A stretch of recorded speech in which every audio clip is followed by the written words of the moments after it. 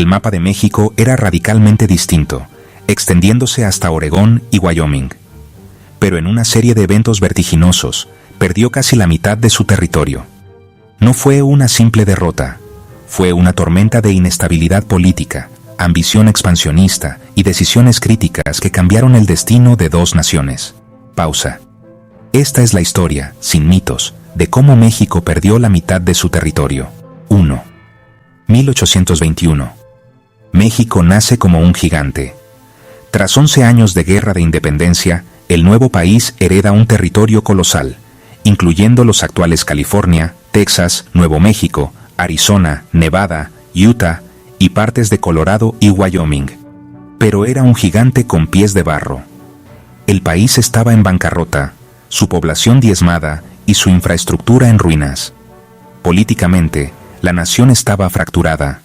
La lucha entre federalistas y centralistas generó décadas de golpes de Estado y parálisis gubernamental, haciendo casi imposible gobernar y poblar las vastas provincias del norte. Mientras tanto, al otro lado de la frontera, Estados Unidos era una nación joven, unida y con una energía expansiva imparable. Esta ambición se cristalizó en una idea poderosa, el destino manifiesto. Era la creencia, casi religiosa, de que Estados Unidos estaba destinado por la providencia a expandirse de costa a costa. Esta ideología no era solo un sueño, era una política de Estado que justificaba la adquisición de nuevos territorios, por las buenas o por las malas. El choque era inevitable. 2. Texas, el primer golpe. Para intentar poblar su vasto norte, el gobierno mexicano cometió un error de cálculo fatal. Invitó a colonos estadounidenses, liderados por Stephen F. Austin, a establecerse en Texas. La oferta era tierras baratas a cambio de jurar lealtad a México, convertirse al catolicismo y acatar sus leyes. Miles de colonos anglosajones llegaron, superando rápidamente en número a la población tejana de origen mexicano. Pero estos nuevos inmigrantes trajeron consigo su idioma, su religión protestante y, crucialmente, sus esclavos. Cuando México, en un acto progresista, abolió la esclavitud en 1829, la tensión se disparó.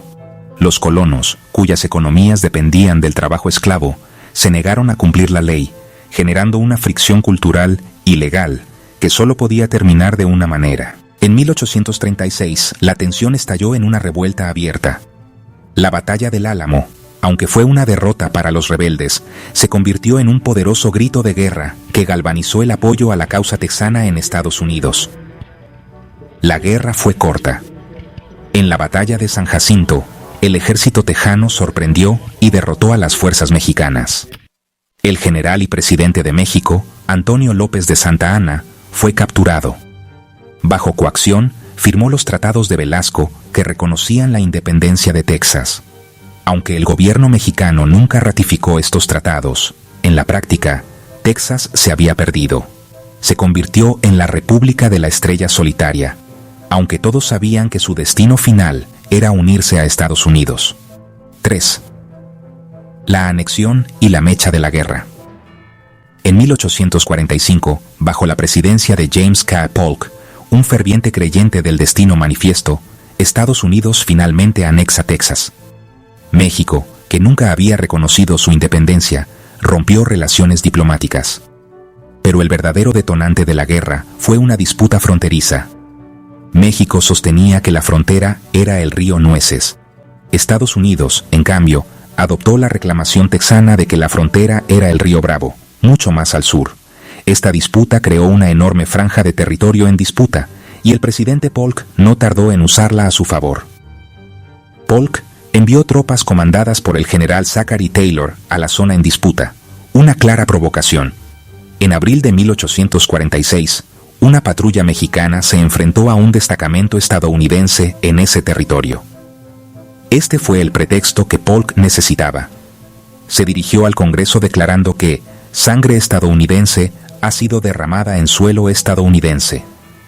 El 13 de mayo de 1846, Estados Unidos declaró la guerra a México. La guerra México-Estados Unidos había comenzado. México se enfrentaba a la guerra en el peor momento. políticamente dividido, económicamente en quiebra y con un ejército mal equipado y mal entrenado. Estados Unidos, por el contrario, contaba con un ejército profesional, artillería superior y una economía industrial capaz de sostener un esfuerzo bélico a gran escala. 4. La invasión. La guerra se libró en dos frentes. En el norte, el general Taylor avanzó sobre México, ganando batallas clave en Monterrey y Buenavista. Simultáneamente, otra fuerza estadounidense ocupó Nuevo México y California casi sin oposición. Pero la campaña decisiva fue la del general Winfield Scott. En una brillante operación anfibia, Scott desembarcó sus tropas en Veracruz en marzo de 1847. Desde allí, comenzó una implacable marcha de 400 kilómetros hacia la capital, siguiendo la misma ruta que Hernán Cortés. A pesar de la valiente defensa en batallas como Cerro Gordo y Churubusco, el ejército estadounidense, mejor equipado y dirigido, avanzó inexorablemente. La defensa final de la Ciudad de México se centró en el castillo de Chapultepec, una academia militar. Allí, jóvenes cadetes, conocidos como los niños héroes, lucharon hasta la muerte en un acto de sacrificio que se convirtió en uno de los mitos fundacionales del México moderno. Pero el heroísmo no pudo detener la marea. El 14 de septiembre de 1847, las tropas estadounidenses entraron a la Ciudad de México e izaron su bandera en el Palacio Nacional.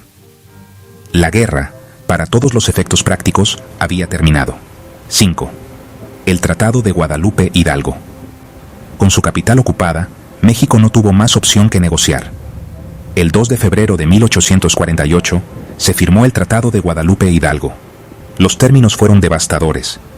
México cedía formalmente más de la mitad de su territorio, la totalidad de los actuales estados de California, Nevada, Utah, Nuevo México, la mayor parte de Arizona y partes de Colorado y Wyoming. A cambio, Estados Unidos acordó pagar $15 millones, una suma que muchos consideraron más una forma de legitimar la conquista que una compensación justa. Para México, fue una humillación nacional. Para Estados Unidos, fue la culminación de su destino manifiesto. 6. La ironía del oro. Para añadir sal a la herida, apenas 9 días antes de la firma del tratado, se descubrió oro en Sutter's Mill, en California.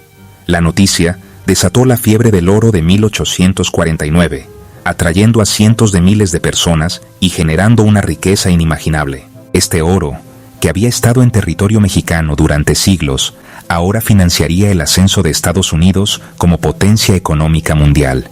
Si el descubrimiento se hubiera producido un poco antes, la historia podría haber sido muy diferente. 7. El último recorte, la venta de la mesilla. La pérdida de territorio no terminó ahí. En 1854, Estados Unidos necesitaba una franja de tierra en el sur de Arizona y Nuevo México para construir una ruta de ferrocarril. México, una vez más bajo el gobierno del errático Santa Anna y desesperado por fondos, accedió a vender el territorio por $10 millones. Este acuerdo, conocido como la compra de Gadsden, definió la frontera actual entre ambos países. Entonces, ¿por qué se perdió tanto? Fue una confluencia de factores.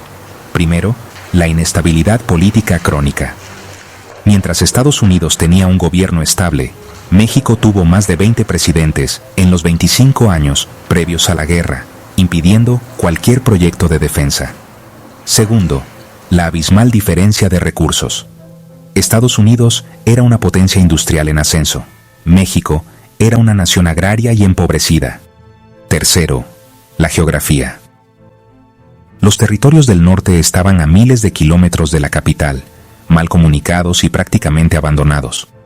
Y finalmente, el factor decisivo. Un vecino con un plan de expansión claro y agresivo. El destino manifiesto, que no dudó en usar su superioridad militar para lograr sus objetivos. Las consecuencias de esta guerra resuenan hasta hoy. El territorio cedido se convirtió en una de las regiones más ricas del mundo. California, por sí sola, es una de las mayores economías globales. Para México, la pérdida fue un trauma nacional que redefinió su identidad y su relación con Estados Unidos. Pero es crucial entender que México perdió territorio, no identidad. La cultura, el idioma y la gente de México perduran y prosperan a ambos lados de la nueva frontera. Pausa. Es fundamental mirar nuestro pasado, no para reabrir heridas, sino para entender el presente.